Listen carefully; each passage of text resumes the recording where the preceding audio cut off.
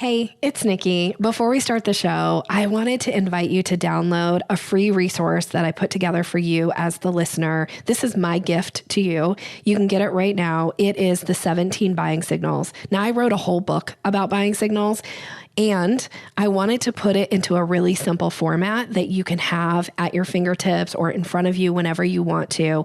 So I took out the 17 buying signals from the book, put them on a simple PDF, also gave you the kind of what to do when you get a buying signal, and explain what a buying signal is. So that PDF is available for you as a listener to go and download right now by going to yoursalesmaven.com/17.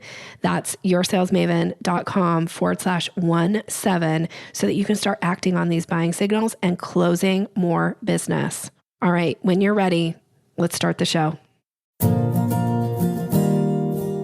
Do sales conversations make you feel awkward or pushy? It's time to ditch the outdated salesy strategies. Your guide, Nikki Roush, will show you how to combine kindness with selling skills to meet your prospects where they are, and in the process, how to up-level your influence and income. Learn how to earn business easily and effortlessly. Here's Nikki. Welcome, and thank you for listening to the Sales Maven Show. I'm your host, Nikki Roush. Today's episode is a part of the Mastering Excellence series. This is a concept that comes from my background in neuro-linguistic programming, where we learn that there is a structure to excellence. And once you understand the structure of how somebody is getting exceptional results in some area of their life or business, you can then apply that same structure to your own life and or business to get similar results. I'm super excited to share today's guest with you. If you haven't met him yet, you're in for a real treat. And if you have met him, you already know what a treat this is going to be. Today's guest is Ed Gandia. And let me tell you a little bit about him. He is a business building coach who helps established freelance writers and copywriters earn more in less time doing work they love for better clients. His high income business writing podcast is one of the top freelancing and writing podcasts on Apple Podcasts. And his insights and advice have been featured in Forbes, Inc. magazine, Fast Company, CNN Radio, CBS Radio News, the Christian Science Monitor, the Atlanta Journal-Constitution, DM News, AirTran Airways Go magazine, and The Writer, among others. And you can download a free copy of his latest book, which is Earn More in Less Time: The Proven Mindset, Strategies, and Actions to Prosper as a Freelance Writer, at b2blauncher.com. So that's the letter B, the number 2, the letter B again, launcher.com. And we'll put that in the show notes. Ed, welcome to the show, friend. I am so happy to be here. Thank you for having me. I'm so happy you said yes. I feel like I've been stalking you for a while. I was on your podcast. I don't even know how long ago now. It was about 2-3 years ago. Yeah. 3 years. And I quickly realized after being on your podcast, and this is why I've been stalking you, is that your clients and the people who listen to your podcast, some of them have become clients of mine, and you have the best clients. The clients I've gotten to work with, that when I find out, like, how did we get connected? And they're like, oh, I found you by, I listened to Ed's podcast, or I'm a client of Ed's. And I'm always like, man, he attracts the best people. So I've been wanting to reconnect with you for a while. And then one of our mutual clients reconnected us recently. And I feel like, I think you said this before we started recording, we've been on 3 Zoom calls in 3 weeks or something. Yeah. We've had a lot of contact. It's lately. Like we're dating. It's like we're business dating, I think. I like yeah, it. Right. I'll take it. So thank you so much for saying yes. I'm really, really excited to have this conversation with you. And it's just been so fun to reconnect with you, and also just honestly to get to know you better. Yeah, likewise. I feel the same way. You and I are very much aligned on a lot of things, not just in sales, but I can tell in business philosophy and approach and value. So it's always so wonderful to have good conversations with people with whom you're well aligned. Yeah. That doesn't happen often. Yeah, it is really nice when you meet somebody that you feel like, gosh, we have these similar thought processes or same philosophies around business and the way that we attract clients. And just the way we serve clients. So yeah, Exactly. it's been really fun. And I'm excited to dig into the topic that we're going to talk about today, because I feel like we could go in a lot of different directions. There's a lot of things I could ask you about that would help uncover some kind of mastering excellence, because you've done so much, you've accomplished so much. But the topic that we're going to dig in today is really the ability to deconstruct a challenge quickly and then formulate a viable and practical solution and action plan. Like, who doesn't need that? Yeah, right. And it's so fun that that is one of your, I guess you could kind of call it a superpower, but it's something that you've really learned how to hone. And in my NLP background, it's something that has become like unconscious competence for you. Yeah, it has. As I'm listening to you, I'm going, oh my gosh, doesn't everybody do this? Seriously, I know. It's one of those things that I was shy to tell you about, because I thought, oh, I don't know, this is really good enough. I mean, doesn't everybody do this to some degree, or at the same level? But you assured me that no, that's a really good topic. We should definitely address that. Yeah, well, mostly because I want to learn it too. I'm super interested, because I wouldn't say that this is a superpower or anything that I have mastered. And it's so funny that most of the time when I dig into topics, specifically with people who I ask to come on and do this series with me, they're almost like, I think everybody kind of knows that, or I don't think people will want to hear it. And yet those are always the ones that listeners are reaching out going, oh my gosh, that was so good. So I'm excited to see what comes out of this and what I'll learn. And then hopefully for the listener, what they'll take away as well. So, all right. So we're just going to really dive in. And here's my first question for you. And as the audience knows, I don't prep the guests with questions, so they don't actually know what the questions are that are coming. So here's my first question. If I were to stand in for you for a day, so I get to be you essentially, and some kind of challenge has kind of reared its head, and I really need to learn how to deconstruct this quickly and formulate some type of a practical solution and action plan, what do I do? How would I have to think, and how would I have to behave? Like, I'm you. What would I do, and how would I think and behave? That is a really interesting way to put it. I think the first thing you would need to do would be to kind of step back from the situation and step back from the role and not overthink it. Because I guess am I to assume that you're not Ed, but you have to fill my shoes for a day, right? I'm really just trying to do it like you would do it. Okay. I really am you, and I'm processing it the way that you process it. So you're not a substitute, and you have to wonder, oh gosh, they know I'm Nikki. Like, this client of Ed's has this challenge they gave to me. I'm substituting for Ed today because he's on vacation. No, you're saying you're me. I'm you. You're me. Okay, got it. And I already got this, but I want to hear what you do. I want to hear, like, what would I think first? How would I behave? Like, what? Like, the first thing you said, you take a step back. You take a step back. Something just came to mind. Yeah. Which is the first thing is actually become emotionally neutral.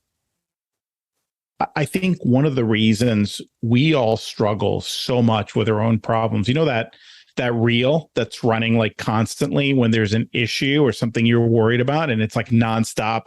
This is happening. The world is ending, or this is going to go. And I don't know, but I always go to a worst case scenario when it's my problem. You know what I'm saying? Like, somebody is sick. Something just went wrong in my business. Something broke. Yes. In my house, or my car suddenly has all this work that needs done. And, you're thinking, oh my gosh, I really don't need that right now financially, or the interruption. The emotion just takes over, and it shuts down, I feel, part of our brain, a huge part of our brain that we need to solve the problem.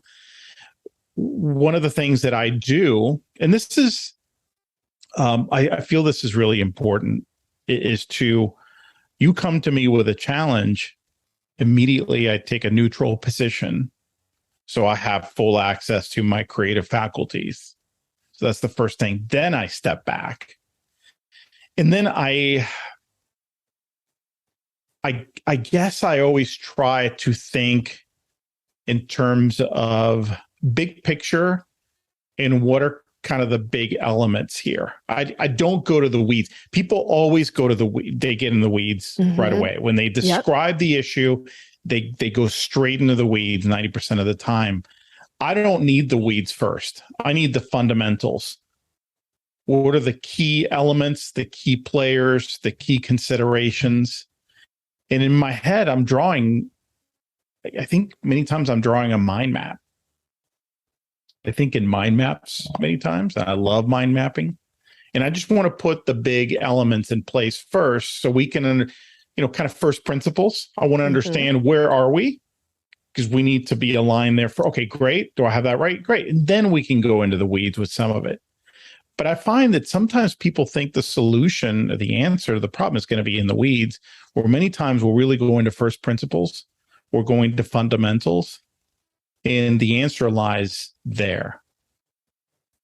Okay, so I'm going to check in with you about a few things that you just said.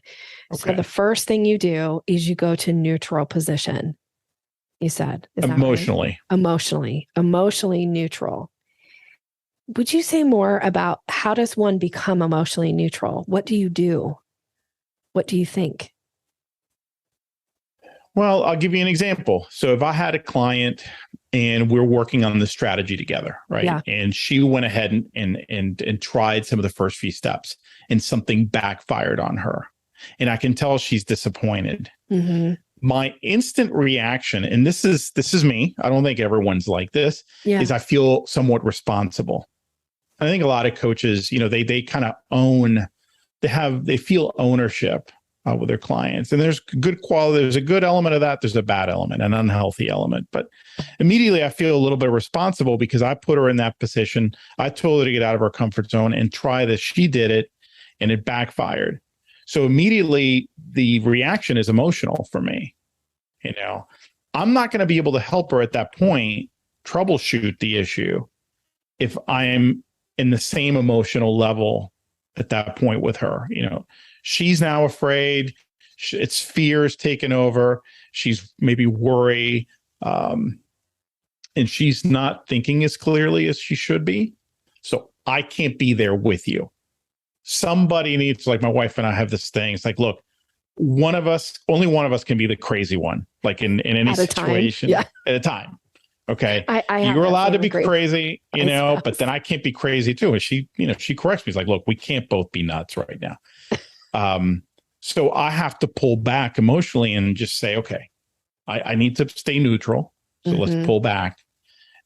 And then that's when I can look at some of these key elements and start dissecting. Okay. So it's like you have the ability to recognize that emotion is there and that you need to take a step back and like find that neutral position.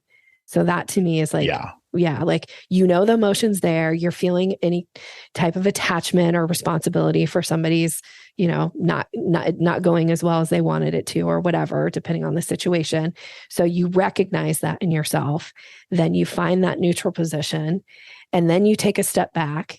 And then you get into what are the fundamentals here. So we're not going into the weeds. We're looking at the big picture things. Who are the players? Who are the elements? Is that right? Yeah, exactly. Okay. You're telling me that, oh my gosh, this was a disappointment. Like I have one recently where she said, I'm very disappointed with the results of this effort.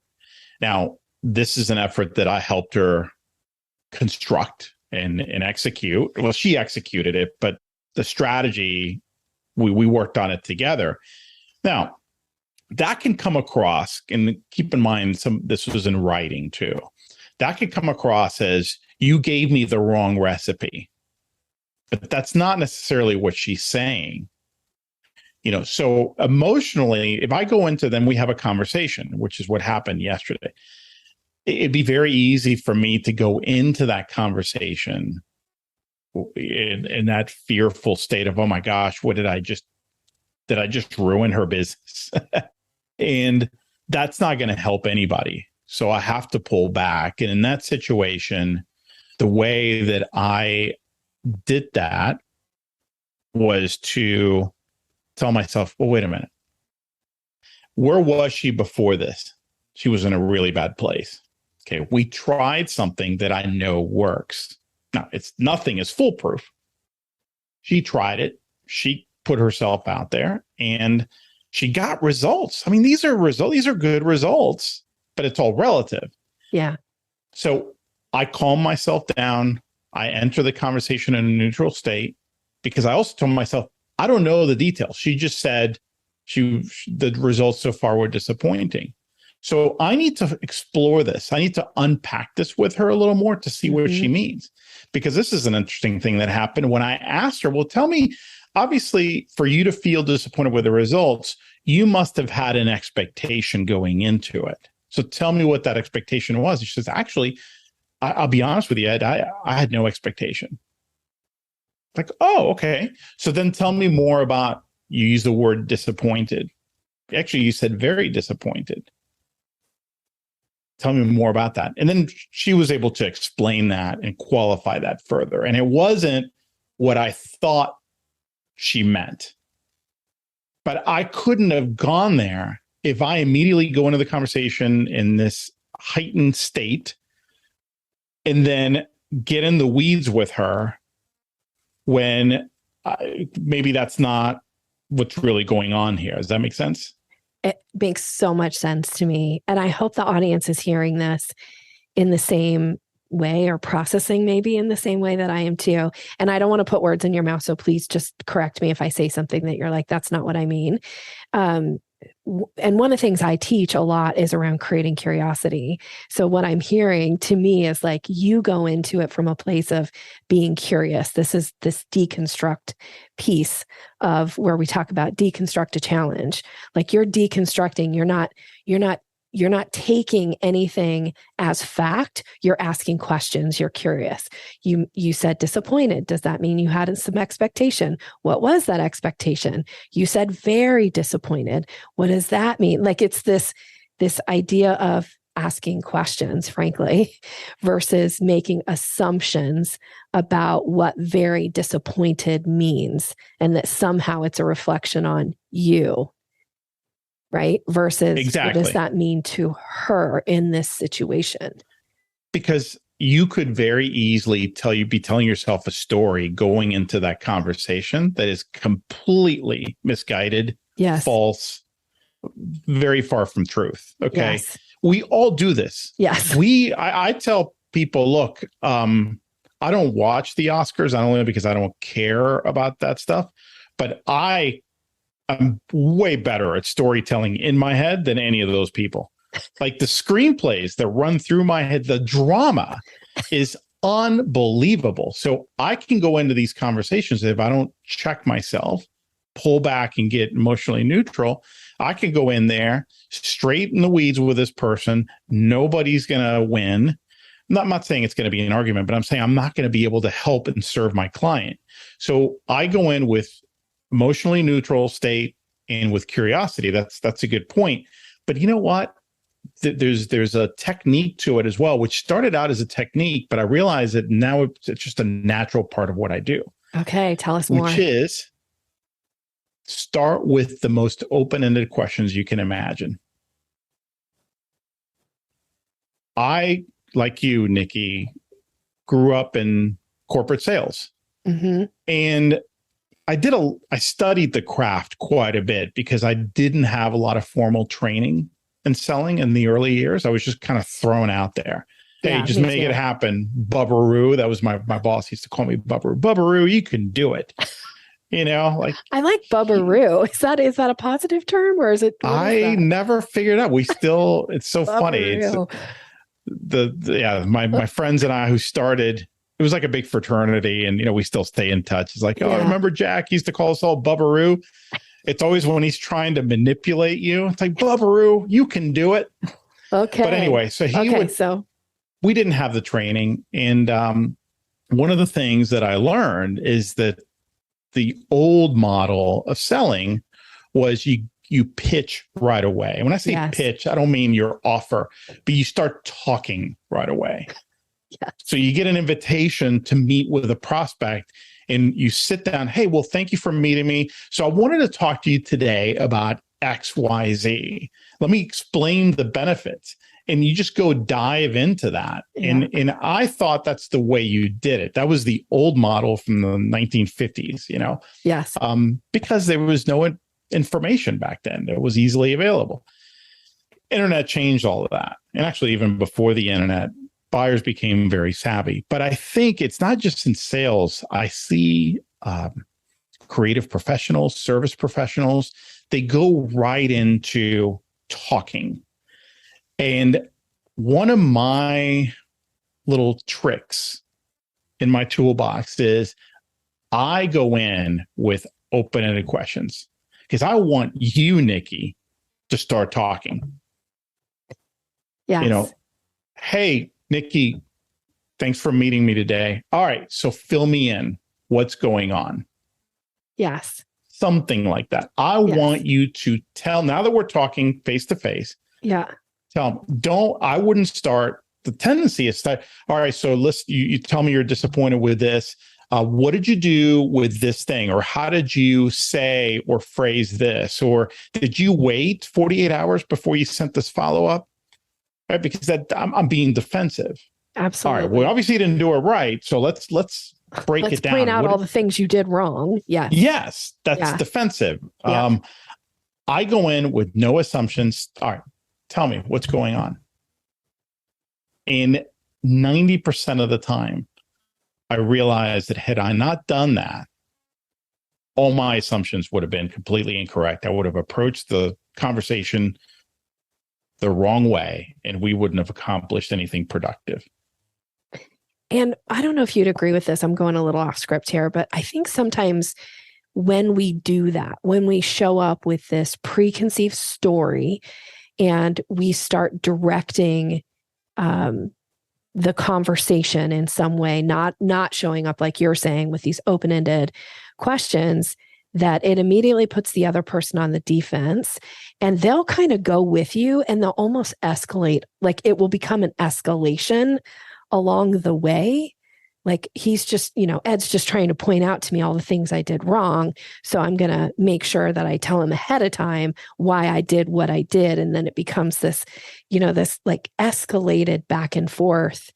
And now what showed up initially as a challenge has now become this huge, much bigger problem. Yes. 100%. Yeah. 100%. So don't assume. Yes. Take the emotion out, let them talk by asking some really good open-ended questions.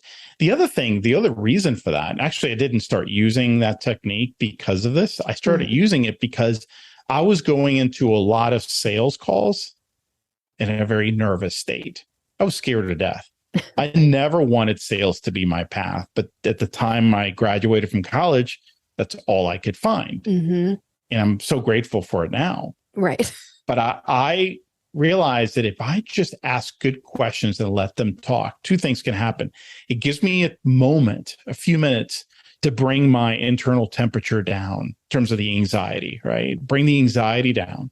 Because once I'm in there and I'm listening, I calm down very quickly. And then once I calm down, I can actually start processing what they're sharing with me. And then I can start formulating ideas or responses that make sense.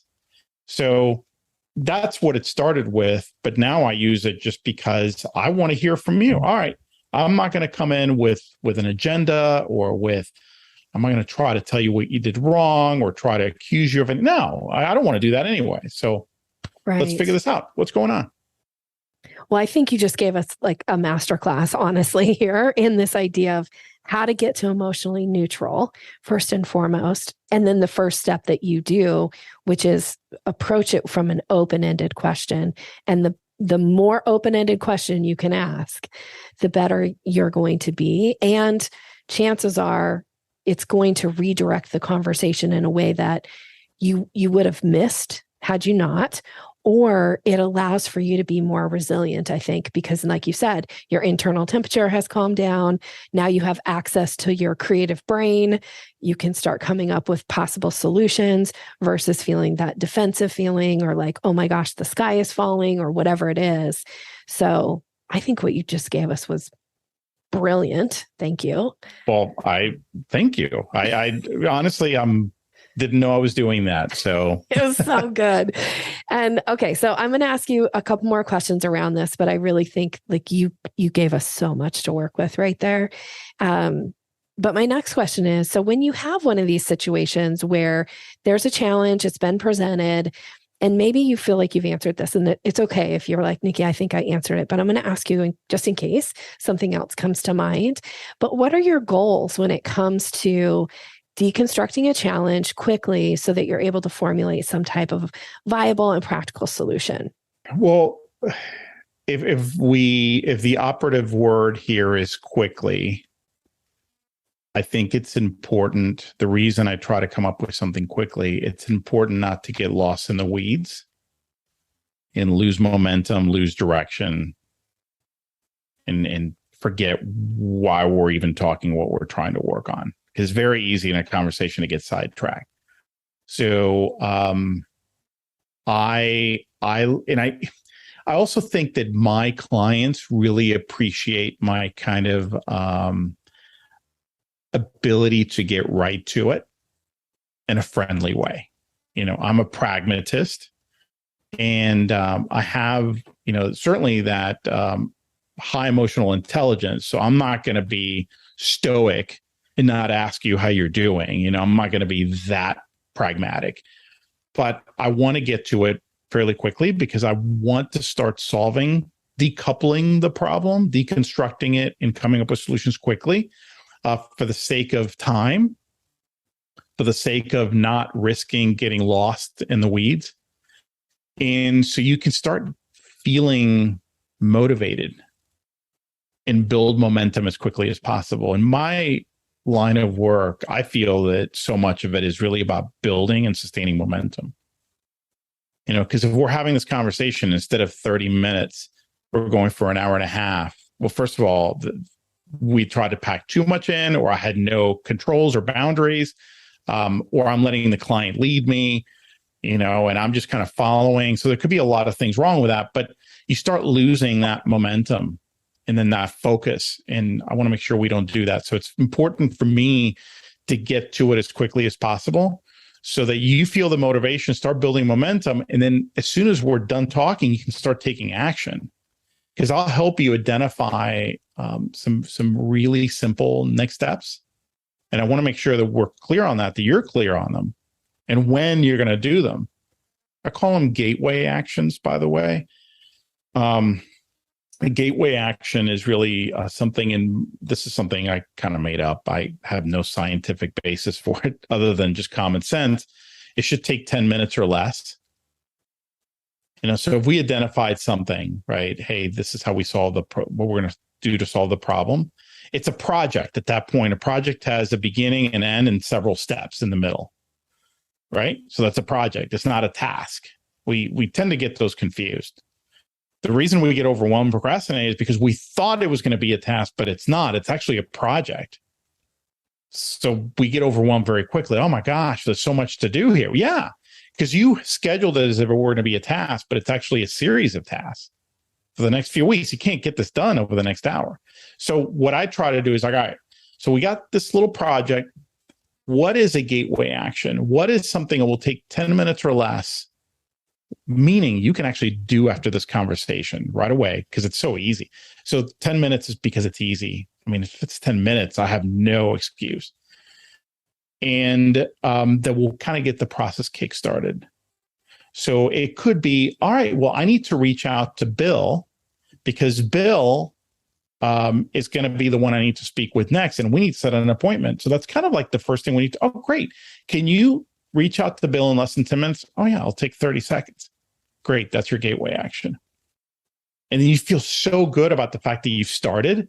It's like, well, gosh, I want to keep up this momentum. Like, I feel good. Like I'm in the project now, So I kind of got a little sidetracked there, but coming back, why it's so important to do it quickly is for all these reasons I mentioned. Okay. Was that even the question? Yeah. Well, you tell me. I'm gonna make a few comments for the listener of things that I picked up. And again, please correct me at any point where you're like, no, that's not at all. So I was asking about goals. And so when what's your goal in this particular situation where we're deconstructing a challenge and we want to create some type of quick, action plan, something that's going to offer a solution here. So the goal, I think what I heard from you was we're going to deconstruct it quickly so that we can find the momentum. Like the objective, the goal is to get some momentum. And the way that you get momentum is to understand the project. But before you even get to the project, you're going to assign some type of a gateway action. And a gateway action is something that's 10 minutes or less. And once, whether it's you or the person in this particular case, like the example that we're using as a client, once they do that first action, now they've got some momentum to complete the project. Exactly. Okay. But the one thing I would change to what you said is I don't come up with a gateway action first. We identify the project, we kind of figure out what needs to be done. And then it's because think about this, like you need to understand everything that needs to be done within reason. And then you leave a conversation like that feeling great, but then immediately overwhelmed. It's like, where do I even start? Yeah. So then that's when we identify a gateway action. A gateway action. So smart.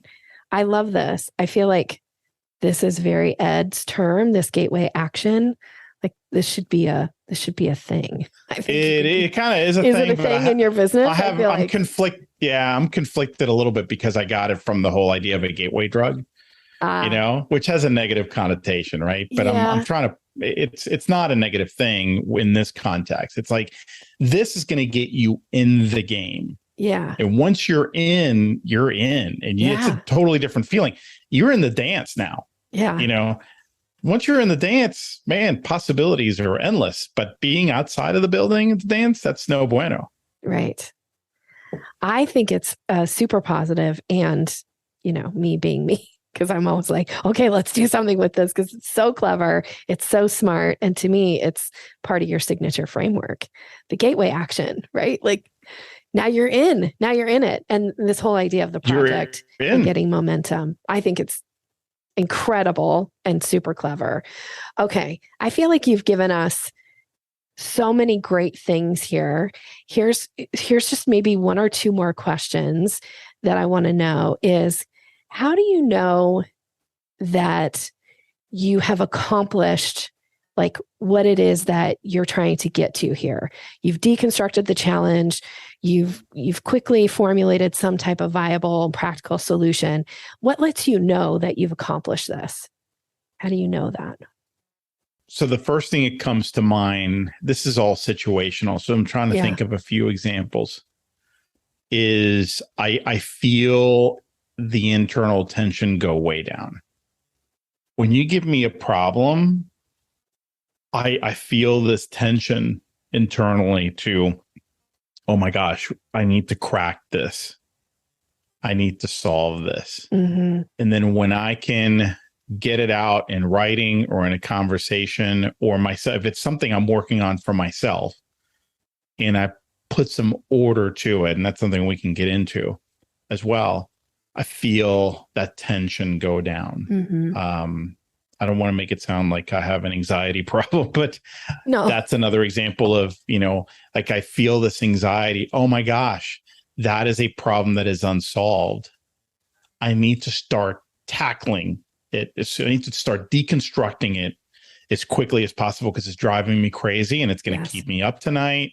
Yeah. Or I'm not going to be present, in this thing we got this afternoon or in this call or whatever. Yeah. So I need, when I feel that tension go down because I've given it form and direction, and if I'm working with somebody else, I can tell by the look on their face and what they're getting back to me that they get it, that they're on it. Or if it's something I'm working on myself, that I see it in front of me visually. It's like, yes, that's when I know. which makes sense because you mentioned that you're really good at mind mapping. So I'm guessing that visual is a strong modality for you. Yes, very much so. Yeah. Okay. What else do you want to say about this? What have we not talked about that you want to make sure that you comment on or share with us about your process? I don't know if this is maybe the best time to mention it. So let me just tell you briefly, and then we can put a pin on it and come back to it. Okay. But it's helpful to have some mental models for problem solving in different situations. And I think many of us do this intuitively, so we don't need that model. Maybe we have a model, we just don't even realize it. But the more complex the situation, the more complex the problems you're trying to solve, if it's a repeated thing, in my case, a business building coach, right? Yeah. I'm going to have a wide variety of problems, but in the same realm. What really helped me was to sit down and document the mental model that I used for solving problems. Because then I can run each of these problems that are thrown at me through this model. It's like a machine, you kind of throw it in one chute, and it comes out the other end like packaged. It's like if I can create that, it's not going to be perfect like the way I described it, but it's going to give it structure. It's going to give my problem solving some structure. So I created this model a few years ago, which is the result of the way I was helping my clients solve problems. But I was doing it just intuitively, but I actually created a visual model. And it's this Venn diagram, and I can talk about it, but that's helped simplify problem solving so much for me. Well, I love anything that's a Venn diagram. So will you share a little bit? Do you feel comfortable sharing a little bit about absolutely. it with us? Okay. So essentially, the whole idea is when I help my clients, there's 3 pillars that they need to have in place. They need to be able to market themselves effectively, convert the right prospects into clients, and grow their business in a way that's aligned with their values and their goals, not just growth for the sake of growth. When these pillars are in place, you see the overlap, right? That's when the income comes in, when you're marketing and converting well. Yes. When you're converting effectively with the right clients and you're growing in a meaningful way, that's when you have creative fulfillment, because you can pick and choose the opportunities that make sense for you. Yes. When you're growing consistently in a way that is aligned with your goals and values, you have the security of knowing that this is a business that can provide for you and your family, and that has longevity. This is not a flash in the pan situation. That also feeds your marketing. Now you have better clarity about your value proposition, whom you can best serve. So it feeds your marketing. So it really is kind of a cycle, right? Yeah. Each of these pillars then has 3 levers you can pull on in order to achieve excellence in that area or pillar. I'll just talk about the marketing one. Okay. But with marketing, it starts with positioning yourself strategically. Everything starts with positioning. You don't market first, you build a foundation. Okay. You declare what you're about, whom you can best serve, what makes you different, why you exist. So that's that first lever. The second lever is develop a marketing plan. Don't just go out there and start doing what you think sounds good. You should have a very strategic plan, which will adjust over time. A lot of people are really good at this one. They struggle with execution, which is the third lever. You need to execute that plan consistently. So when you think about it, to market, and this is universal, to market well, you have to position yourself well, have a smart strategic marketing plan, and execute that plan consistently. So I have 9 levers total. When somebody comes to me with a challenge situation, I just do it intuitively. In my mind, I'm trying to figure out what lever is that? Is it that they need to optimize their operations? Are they approaching their work inefficiently, the wrong way? Are they trying to scale for the sake of scaling without asking themselves, is this really my path? Or what flavor of scaling makes sense to me? Are they not qualifying prospects effectively? That's another lever. Are they just, I'm supposed to try to win every opportunity. No. Yeah.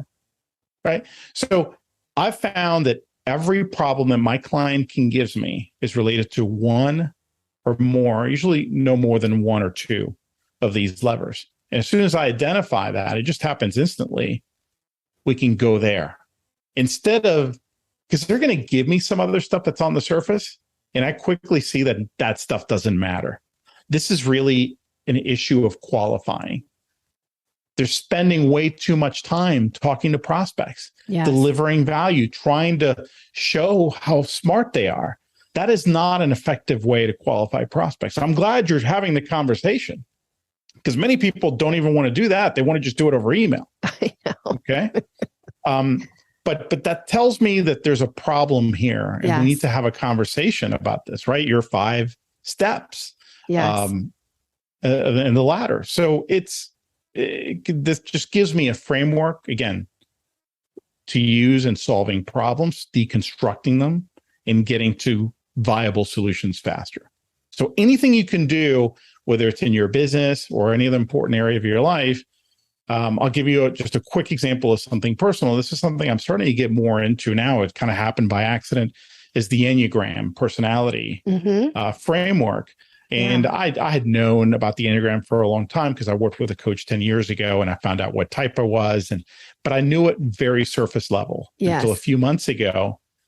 For several reasons, I started getting into it. Now I can't get out of it. I am like, I can't unsee and unlearn these things. This is so valuable. Yes. So valuable. That is now a mental model for me that's new. When working with people, now I understand why Nikki says this or does this, or, her email, which I may have taken the wrong way before, not you, but right. Now I understand, because she's probably this type, and this type does these things first, right? This is how they think. So now I can respect that and not take it as an offense, for example.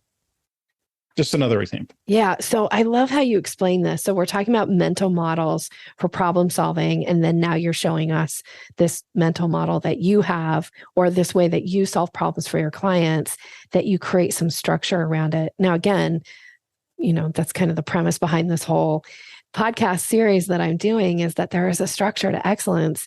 So I love that you've broken it down from this place of like, what are some of the common problems that, as a listener, that you're facing or that your clients are facing? And can you create some type of mental model, some type of model that allows you to know where to go and where to go quickly to help them get solutions to keep that momentum going, back to kind of some of the things that you had shared with us. This is phenomenal. Yeah. I love it. Yeah. Thank you. So good. Okay. So here's my last question about this section is, how do you know when to stop? Stop what? Stop trying to solve the problem. Create an action plan. Or how do you know when you're done? I guess there are 2 things. This is a good question because I'd never asked myself that question, and depends on the situation, of course. Yeah. But when working with a client, I factor in their ability to execute well and thoroughly.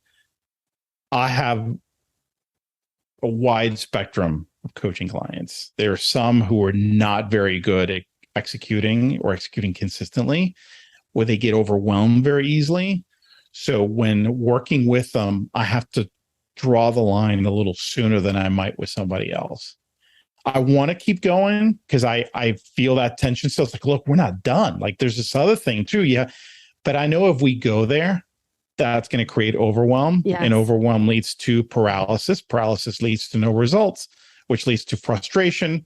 And so the cycle goes. So I'm actually doing them a disservice. So First, I factor in who I'm working with, and I really like getting to know them so I can give them a personalized recommendation. I'm thinking of someone right now in one of my groups. Man, he is one of the most consistent, most enthusiastic implementers I've ever worked with. I mean, he just takes it and runs with it, And I have other people who they get overwhelmed very, very easily. Yeah. So we do one little thing at a time. That's hard for me to do though, because like I know that's only that much. But again, if we go back to what are we trying to do? With any situation, we're trying to build momentum as quickly as possible. If I give you just a little bit, because I know that's what you can really focus on right now, and that's what you can handle, you're going to build momentum, which is just as much as the other guy whom I can give a ton of steps to or ideas to. He can handle more. So I think that's when I try to draw the line. It's not easy though. It's not easy because I know like it feels sometimes like too much. Yeah. It's more than I would take on. And sometimes it feels like too little for the other extremes. So I think there's a little bit of understanding who's going to be impacted by this and what are they capable of. Yes. And so here's a confession. Okay. The worst is with me. I don't know when to draw a line with me because for me, I always feel like I can do more. Yeah. So I'm a doer. Yeah. And the Enneagram, I'm a 3. I'm a self-preservation 3. And I'm an achiever and I'm a master doer. And I can do things and I can do things, I mean, better than most people. I mean, I don't mean that to brag. I'm an implementer and I do what I do very, very well. And I love doing things, keeping myself busy. So I have to make myself stop. When it's my own problem, I need to learn, and it's hard for me, where to draw the line, stop and rest. That's all I can do today.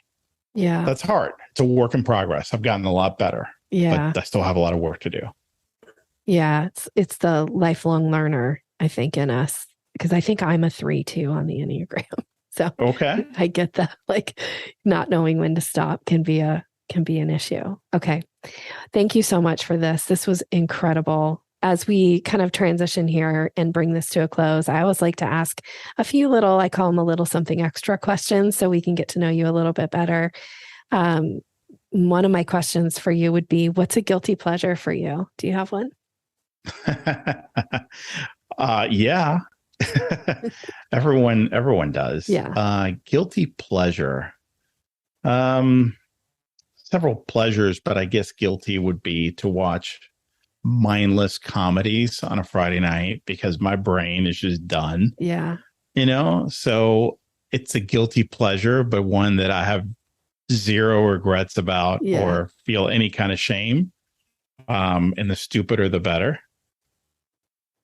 Do you have like stupid comedy that you love? I mean, there's just so many. And by the way, a lot of that is stand-up comedy as well. Oh, we just watched the latest Joe Coy on Netflix. His stand-up. Okay, how was that? So good. I love him anyway, but it was funny. It's an art form. So I love seeing these people just do their thing. So I don't know if I'd call it guilty, but I love just going down that path and just forgetting about everything else and just laughing. Yeah. Okay, well, that's fun to know about you. How do you celebrate your wins? Do you have anything that you do to celebrate? I do. So I am the cook at home, and I'll make something special. And I'm also a bit of a wine snob. Are you? So I have a little cellar, and I'll pick something really nice, and and pull the cork on that. And my wife and I just enjoy a great bottle of wine. I love that. Oh, that makes me so happy for you guys. All right, what's something exciting going on in your business right now? Oh, I got several exciting things. I love keeping it that way. I am working on a client retreat, a business retreat here next month, and super, super excited about that. It's in person. We went 2 years during COVID doing it over Zoom. And even though it's super convenient, it's not the same. It's not, no. So we just met in San Diego, the same group of clients in April for the first time in 2.5 years. And it was so amazing. And just to see how much they got out of it because I think their expectations were, kind of high, but they ended up getting even more out of it. So I can't wait to do it again. And that's in a month. And I'm working on 2 workshops right now with joint venture partners that I'm really excited about. One we're in the middle of, and one we're planning right now for November. So a lot of work, but really exciting stuff on some really cool topics that my audience just loves and needs help with. Excellent. Excellent. Okay. And so for people listening, what is the best way for them to connect with you? Yes. So the best way is definitely just go to my website. It's b2blauncher.com, by the way. B, like you said, number 2, B again, launcher.com. I have years and years of free resources there. I got almost 10 years worth of podcast episodes. We got all kinds of articles and resources and tips and strategies and ideas. And, my main audience is really writers, copywriters, but I also have a lot of marketing consultants, marketing strategists, PR people. I have all kinds of creative freelancers. I got a lot of translators on my list for some reason. I don't know how, the word spread in that community, and I got a lot of translators. And I got a free book that you can download there, like you said in the intro, Earn More in Less Time. I think that's really the best way to just kind of get an idea of, what I've got and all the free resources. Awesome. Thank you. And thank you for saying yes. Thank you for sharing so candidly and breaking some things down that was unexpected and such a delight. So I'm just really grateful that you were here and that you shared with us. Well, thank you, Nikki. This was helpful for me to just think about something that I do, all the time that I don't really think about. Yeah. And helping me deconstruct and see how it works. So thank you for the opportunity. Oh, good. And for you, the listener, thank you so much for being here and for showing up. Please share on social media something that you took away. Make sure you tag Ed and tag me because I want to know what was your biggest aha from today's episode. Thank you so much for being here. I wish you continued success in all that you're doing. Have a great rest of your day. Thanks for listening to Sales Maven. Visit us online at yoursalesmaven.com/maven for more resources to boost your confidence and skills.